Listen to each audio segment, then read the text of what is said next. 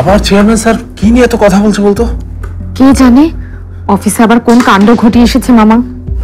নিশ্চয়ই বড় কিছু হয়েছে বুঝলি, তা না হলে চেয়ারম্যান স্যার আমাদের বাড়ি আসবে কেন? আমার তো ভয়ই করছে, পুলিশ টুলিশ চলে আসবে না তো আবার? পুলিশ আসবে কেন? আর তুই কথায় কথায় পুলিশকে টানিস কেন? হ্যাঁ কে জানে মামা আবার পারিয়াপার শ্বশুর বাড়িতে দেওয়ার জন্য ব্যাংক থেকে টাকা সরিয়েছে কিনা। আচ্ছা তুই কি পাগল হয়েছিস? বাবার মতো একটা লোক এমন কাজ করবে? জানো না তো, অভাবে পড়লে স্বভাব নষ্ট হয়। তোর না আগাগোড়া একটা নেগেটিভিটি। আমার স্কুল মিস হয়ে যাবে তো আজ। কেউ কি যাবে আমার সাথে? এই তুই না বড় হয়েছিস, যা একা একা স্কুলে যা। যা। একা যাবো? কি হচ্ছে এটা? কি এখানে দাঁড়িয়ে গুজগুজ ফুসফুস? বাবার অফিসে পুরাতন চেয়ারম্যান স্যার এসেছেন। তো তোমরা এখানে গল্প করছো কেন? কাজ নেই কারো?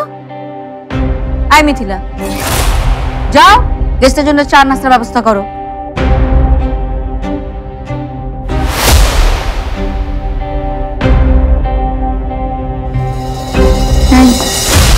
তোমার না আজকে থেকে কাজে যাওয়ার কথা, যাচ্ছ না কেন? আমি আজকে বাইরে যাব। তুমি ভেবো না তুমি একা, তোমার মতো আমার আরো লোক আছে। সুতরাং ফাঁকি দিলে বিপদ হবে। যাও, পাবেলকে স্কুলে দিয়ে সোজা কাজে চলে। পাবেল চল। Bye bye.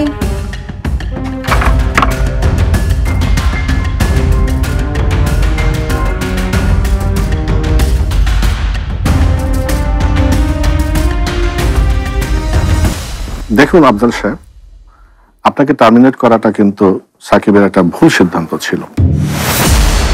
আসলে বয়স কম তো, তাই রক্ত গরম। শুনলাম আপনাকে নির্দোষ প্রমাণ করার জন্য একটা সুযোগও দেয়নি। আসলে স্যার সেটার কোনো দরকার ছিল না। ছিল, দরকার ছিল। কোনো মানুষকে বাদ দেওয়ার আগে একবার দুইবার না 10 বার ভাবতে হয়। এটা আমার ছেলের একটা বড় ভুল সিদ্ধান্ত ছিল। না স্যার, আপনি স্যার এভাবে বলবেন না। আপনার ছেলে আপনার মতোই সৎ।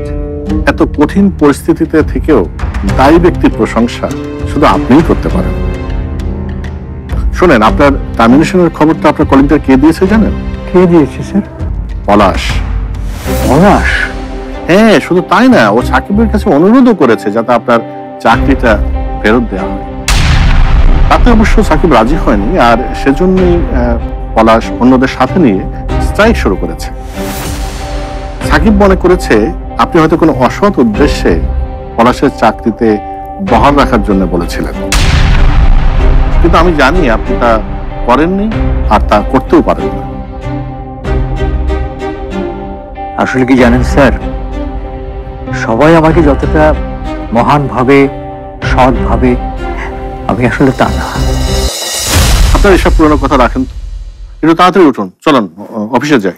স্যার, আমি আর আমার চাকরিটা ফেরত চাই না। আর আমি এটাও চাই না যে আমার কারণে আবার পলাশের চাকরিটা চলে যাক। পলাশের ব্যাপারে আমি আসলে কিছু বলতে পারছি না, তার কারণ ডিসিশনটা তো নিয়েছিল সাকিব। তাই ডিসিশনটা যদি পরিবর্তন করতে হয়, তাকে আসলে বিষয়টা খতিয়ে দেখতে হবে। কিন্তু আমি তো এখানে পলাশের জন্য আসিনি, আমি এসেছি আপনার জন্য আপনার প্রাপ্য সম্মান ফেরত দিতে। হ্যাঁ, আপনি কি আমাকে ফিরিয়ে দেবেন?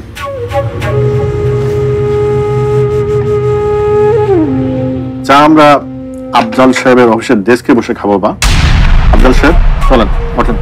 জি স্যার।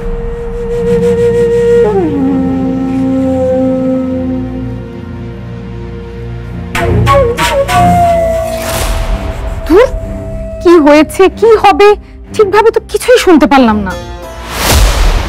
যে মহিলার কথা আপনি কইতেছেন, সে যদি খারাপ কেউ হয়, আপনার ক্ষতি করে, তাইলে?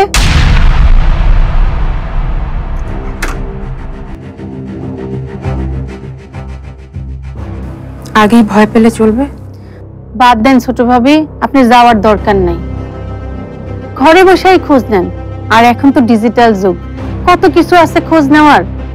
ঘরে বসে থেকে এই কাজ করা গেলে তো কোনো প্রশ্নই ছিল না, কিন্তু ঘরে বসে থেকে এই কাজ করা যাবে না। আমাকে তার সাথে দেখা করতেই হবে। আমার কেন জানি মনে হইতেছে ওই মহিলা বড় খতরনাক। খতরনাকি যদি না হইব, ওই মহিলার কথায় থানার বড় স্যার কেমনে আসামিরে ছাইরা দেয়? কিন্তু ওনাকে আমার একবার দেখে মনে হয়েছে উনি মানুষ হিসেবে খারাপ না। আর তাছাড়া উনি আমার বাবার বন্ধু, উনি আমার ক্ষতি কেন করবেন? উনি তো বরং আমার উপকার করেছেন বাবাকে জেল থেকে বের করে।